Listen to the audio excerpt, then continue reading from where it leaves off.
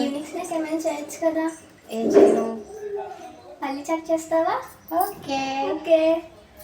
పల్లీలు కుక్కర్లో 3 to 4 whistles వచ్చేదాకా కుక్ చేసుకోవాలి. చక్కగా బాయిల్ అయిన తర్వాత వీడియోలో చూపిస్తున్నట్టు చాలా సన్నగా తరుక్కోవాలి. ఉల్లిపాయలు ఎంత సన్నగా ఉంటే అంత బాగుంటుంది ఈ చాట్ కూడా.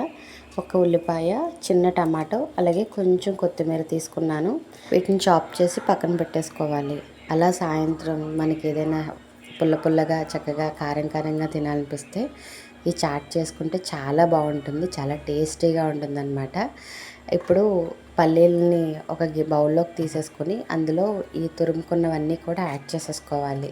ఉల్లిపాయలు, టమాటాలు, కొత్తిమీర, మీకు కావాలితే రెడ్ చిల్లీ ఫ్లేక్స్ కూడా వేసుకుంటే బాగానే ఉంటుంది. నేను రెడ్ చిల్లీ ఫ్లేక్స్ వేయలేదు, ఓన్లీ పౌడరే వేసాను అనమాట. అవి చక్కగా టాస్ చేసేసి ఇంకా ఎక్స్ట్రా మిక్చర్ ఏమైనా ఉంటే యాడ్ చేసుకోవచ్చు.